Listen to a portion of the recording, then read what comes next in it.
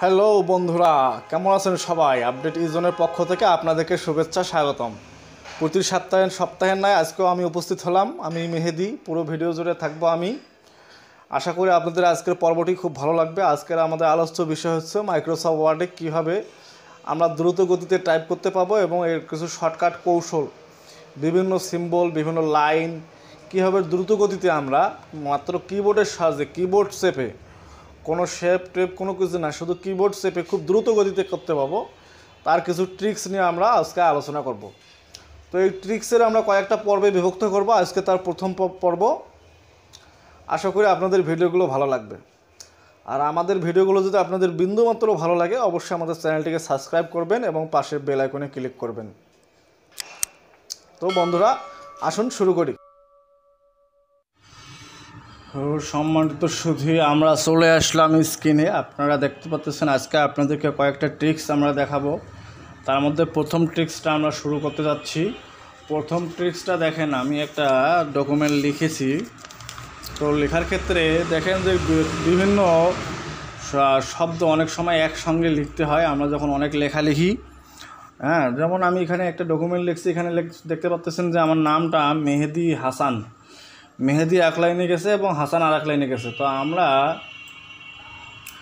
Document লেখার ক্ষেত্রে আপনি যদি কোনো ওয়ার্ডকে এবং কোনো নামকে অথবা কোনো কিছুকে যদি এরকম এক লাইনে রাখবেন, যেন দুই লাইনে যে ব্যাপারটা যায় না, সেক্ষেত্রে কী করা লাগবে? আপনারা এই মেহেদি হাসানটা, এই যে মাঝে যে স্পেসটা আছে, স্পেসটা তুলে দেবেন এবং তুলে দেওয়ার পরে কন্ট্রোল শিফট এবং স্পেস চাপবেন।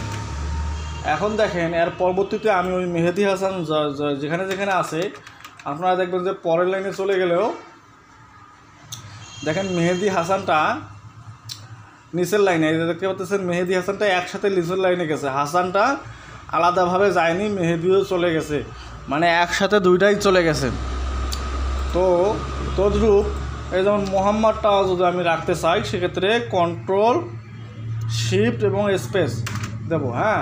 দেওয়ার ক্ষেত্রে এখন তারপরে দেখি আমি, দেখেন আমরা যখন স্পেস দেবো, এখানে বিভিন্ন কিছু লিখবো, তখন দেখেন মোহাম্মদ মেহেদি হাসান একসঙ্গে চলে গেছে। আর দুইটা এই লেখাটা, এই নামটা মানে পরের লাইনে গেলেও একসাথে যাচ্ছে, ভাঙাভাঙি অবস্থায় যাচ্ছে না, মেহেদি আগে এবং হাসান পরে, এভাবে যাচ্ছে না।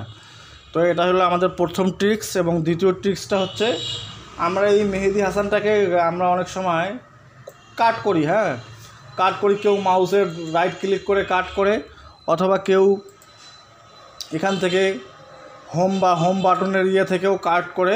তো আমরা দুই নম্বর ট্রিক্সে দেখাবো আমরা কীভাবে কিবোর্ডের F2 বাটন চেপে ধরে এটা কাট করা যায়। আমরা জাস্ট এটাকে সিলেক্ট করে নিয়ে কিবোর্ডের F2 বাটন ক্লিক করব। ক্লিক করার পরে আমরা এখন যেখানে পেস্ট করব, সেখানে মাউসের কার্সার রেখে জাস্ট ইন্টার দেব।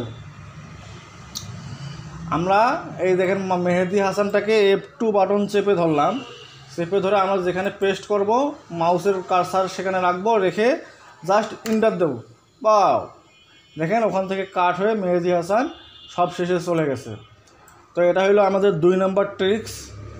এবং 3 নম্বর ট্রিক্সটা আমাদের আরও মজার, কিবোর্ডের শর্টকাটের সাহায্যে। যাই হোক, আমরা ফর্মটা একটু চেঞ্জ করে নিচ্ছি। যেমন আমরা কিবোর্ডের সাহায্যে নিউমেরিক বাটন থেকে আমরা 4টা স্টার চাপবো, 1 2 3 4টে স্টার চাপবো এবং আমরা ইন্টার দেবো। দেখেন এরকম আপনার লাইন হয়ে গেল, পুরো ডকুমেন্ট এরকম লাইন হয়ে গেছে। তো এটা 3 নাম্বার ট্রিক্স। তো আমরা যদি এই লাইনটাকে আবার ওইভাবে শর্টকাট করে সোজা লাইন নিয়ে আসতে চাই, এরকম ডট ডট না রেখে লাইন, সেক্ষেত্রে আমরা কী করব? কিবোর্ড থেকে মাইনাস বাটন 4বার চাপবো, 1 2 3 4বার চেপে ইন্টার দেবো। ওয়াও, দেখছেন আমাদের পরবর্তী ট্রিক্স, আমাদের পুরা ডকুমেন্টে লাইন হয়ে গেছে। তারপরে আমরা যদি এরকম ডাবল লাইন নিয়ে দিতে চাই, আমাদের এটা এক লাইন হয়েছে, সিঙ্গেল লাইন হয়েছে, এখন এই লাইনটাকে আমরা ডাবল করব। তা ডাবল করতে গেলে কী করতে হবে? সমান চিহ্ন আমরা 4বার চাপবো, 4বার চাপলাম এবং ইন্টার দিলাম। ওয়াও বন্ধুরা, দেখতে পাচ্ছেন আমাদের ডাবল লাইন তৈরি হয়ে গেল। এখন আমরা আর একটা আছে হলো, আমরা একটা ওই যে সমুদ্রের ঢেউয়ের মতো একটা লাইন তৈরি করা যায়। সেটা কীভাবে, আপনাদের কিবোর্ডে দেখবেন যে ট্যাব বাটনের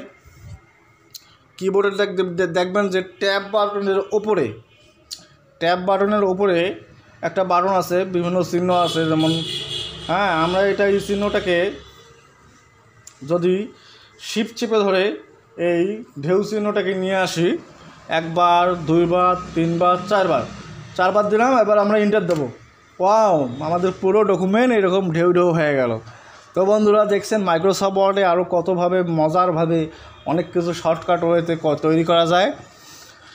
তো আমাদের চ্যানেলটার ভিডিওগুলো যদি আপনাদের ভালো লাগে, অবশ্যই আমাদের চ্যানেলটিকে সাবস্ক্রাইব করবেন এবং পাশের বেল আইকনে ক্লিক করবেন, যাতে পরবর্তী ভিডিও মিস্টেক না হয়। এবং আপনারা যদি সামান্য মাত্র উপকৃত হন আমাদের ভিডিওগুলো দেখে, অবশ্যই আমাদের চ্যানেলটাকে সাবস্ক্রাইব করবেন। ভালো থাকবেন, আগামী পর্বে দেখা হবে। আল্লাহ হাফেজ।